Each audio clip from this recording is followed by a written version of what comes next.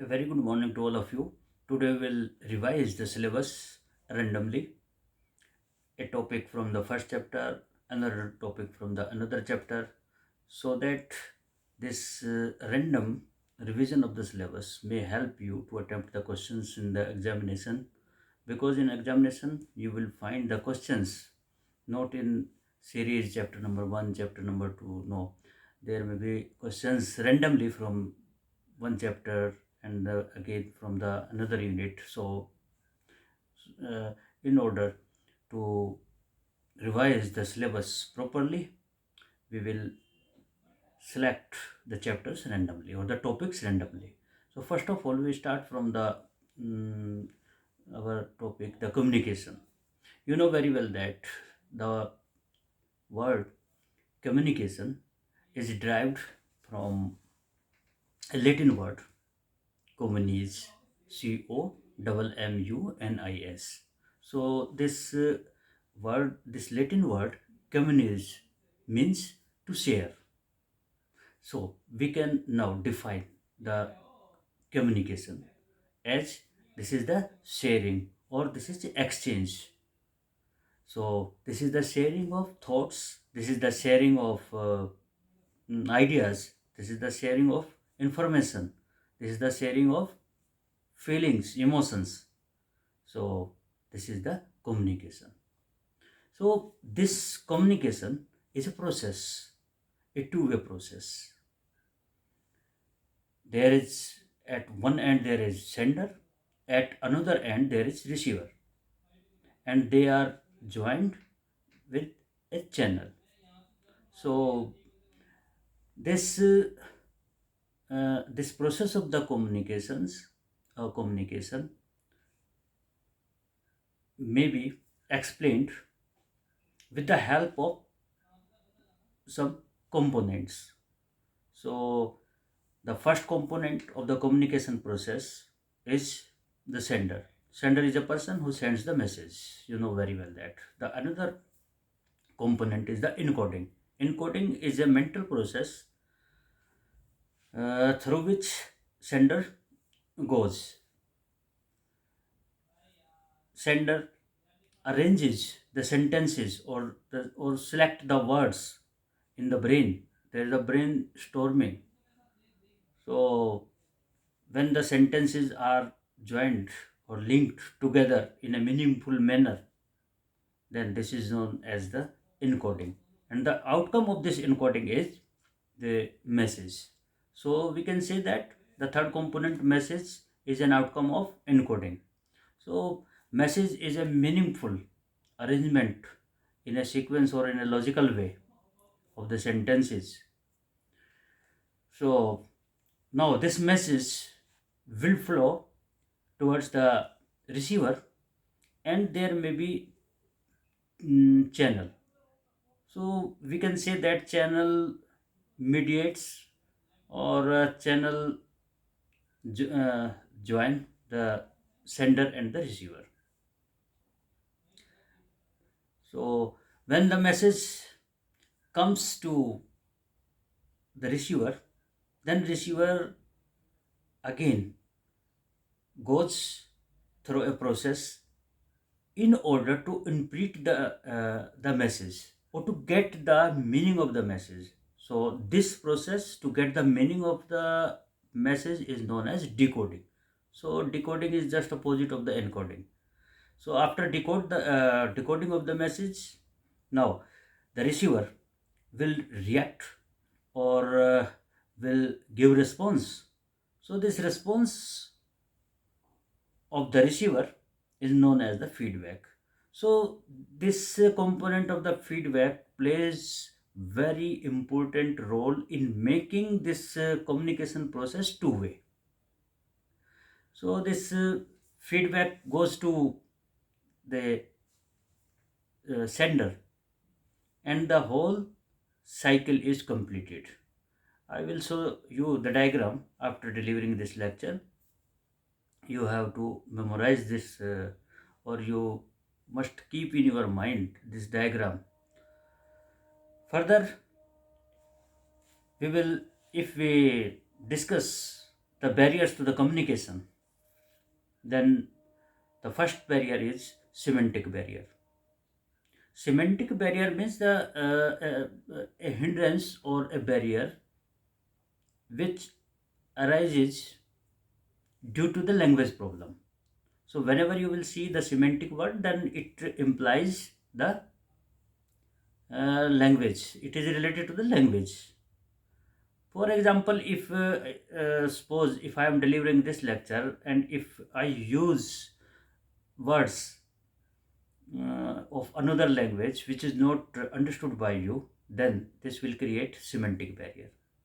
So related to the language or use of the different words which causes difficulty in understanding of the message, then this is called the semantic barrier. Further, the second barrier, the physical or mechanical barrier. Physical barrier means barrier means suppose if the distance between the sender and the receiver is far or very far, so it may create hindrance to get the message properly, because if or in another example, the time gap. If there is a if suppose I am delivering this lecture and voice is coming to you after a long time, or after in interval, so your attention will not be there. So this is called the physical barrier or the mechanical barrier. Further, the noise. If suppose I am delivering this lecture and if there are different types of the noises from the outside or from my surroundings, then this noise is also a physical barrier. So further, the adverse condition of the weather. If for example, if we are in an open area, if we are in open area and if someone is delivering a speech and if there is suddenly rain, so this rain may cause the barrier, because the attention will not be there properly of the audience due to the rain. Say in second example, in suppose in this room we are sitting and we are listening something and there is a very high temperature or a very high humidity. So this adverse condition of the weather will create hindrance to focus our in order to focus our attention or to invite our attention.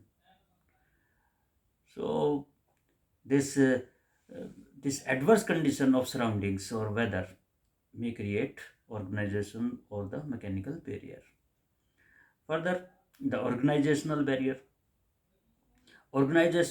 means the ambience where we are working and the ambience is not conducive or not appropriate, then this is the organizational barrier. In our organization, if the photocopier or the photocopy machine is not working properly and if printout is not appropriate, so it will create the disturbance, or it will create a difficulty to uh, read the message or to read anything which is given to us. Further, in organization, suppose if there is no proper lightning or no electrical supply is there, or if there is no internet connection properly, so such type of ill arrangement inside the organization are known as the organizational barrier. In organizational barrier, we can also include the long chain. If there is a long chain of the authorities, then again there is a possibility of the distortion of the message. For example, if there is a highest authority and then the higher authority and then high authority and then again there are some steps.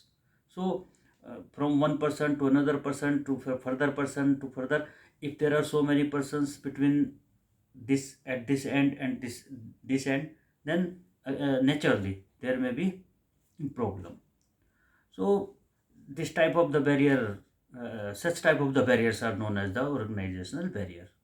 And further, psychological barrier. These barriers are very important. Psychological barrier means uh, the mental state of the receiver is not proper, then or he is unable to pay the attention, or he is suffering from anxiety, or if there is a prejudice or biasness on the part of the receiver, then such type of the mental state of the receiver may cause the psychological barrier. Premature evolution. Uh, Premature evolution means to judge with error.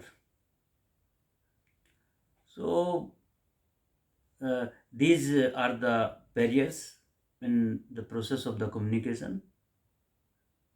Further, we will, if I say to you or if I ask to you, how much percent the facial expression contributes to the overall communication, or the verbal cues or the vocal cues. So I will show you in the diagram and you have to memorize it.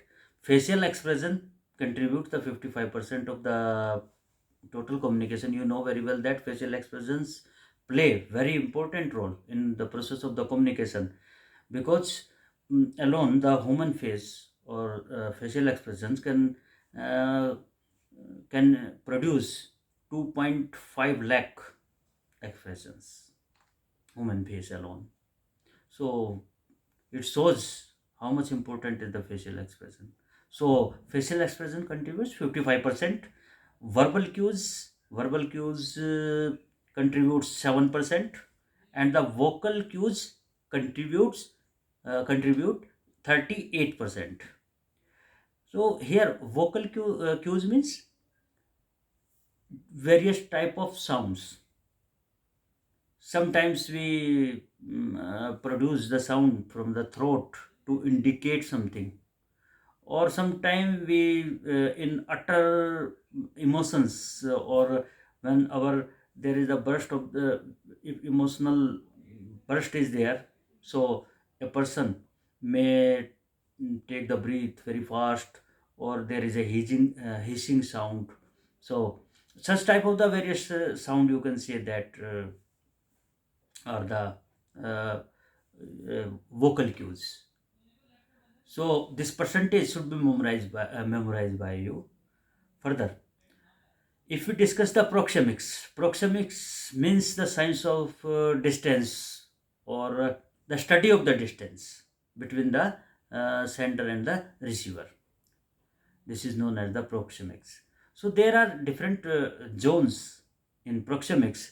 One is the intimate zone. In intimate zone, the distance between the sender and the receiver may be 15 to 46 centimeter, or 18 inches. Further, the personal zone. In personal zone, the distance may be from 46 centimeter to 1.2 meter, or 18 inches to 4 feet. 4 feet. Further, the social zone. In social zone, the distance is 1.2 meter to 3.6 meter. So, or 4 feet to 12 feet. This is the social zone. And in public zone, the distance is over 3.6 meter or more than 12 feet. So these are the four zones which play a role in non-verbal communication. If the distance between the two persons is very less, then we can automatically get the idea what type of relation will be between them. Further, the social zone, in which the distance is 1.2 meter, from distance 1.2 meter to 3.6 meter, or 4 feet to 12 feet. This is very important zone. Most of the business activities are performed in this zone. This is the formal, you can say that the formal distance or formal informal meeting, this distance should be maintained. So today, now we will mm, focus our attention on some specific words like as proxemics. As you know, proxemics means the study of the distance, or it is the language of the space, or space and distance. Space means also distance. Further, chronomics is the study, how we use the time to communicate, means the study of the time, or you can say that how we use the time in communication. Further, haptics or tactics, it means the communication through touch. So further, the kinesics means the body language. So these are some important terms, may be asked uh, in one or other form in examination. So you should be acquainted with these terms. So now I will show you the diagram for the better understanding, and you must draw these diagrams yourself, so that these data or this equation uh, will help you to clarify the whole concept in very fast, or in a very speedy manner. So I will adjust the phone. Wait, 1 minute.